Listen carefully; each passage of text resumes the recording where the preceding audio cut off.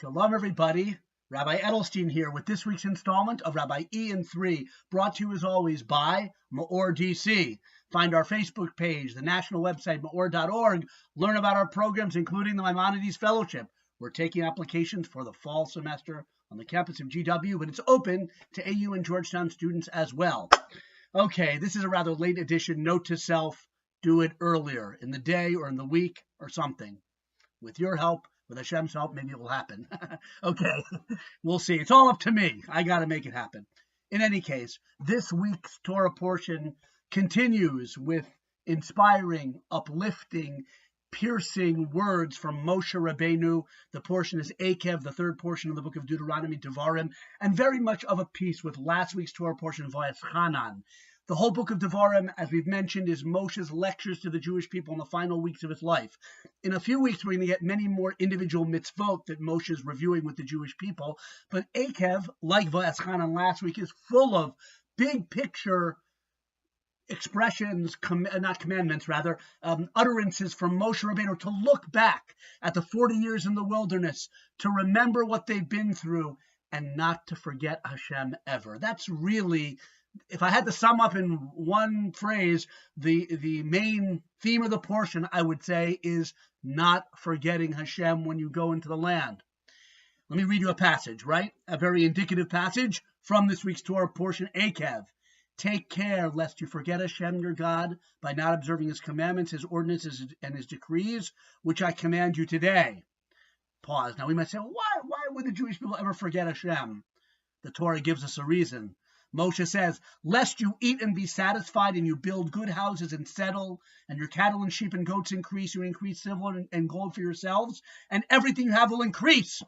There's going to be prosperity in the land. There'll be plenty. There'll be blessings, and that's all good.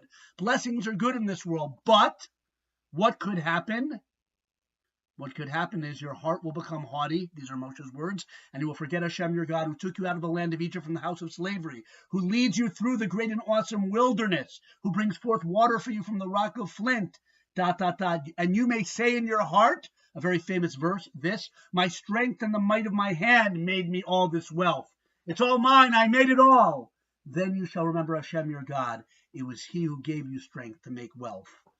And more times in this portion, it mentions, don't forget Hashem. You're going to be prosperous. Don't forget Hashem. So much of Judaism is about remembering that we left Egypt, remembering Hashem. The mezuzah is a remembrance. Every mitzvah is really a remembrance of our connection to Hashem and a reminder to a human being. Don't become arrogant. Don't think you are God.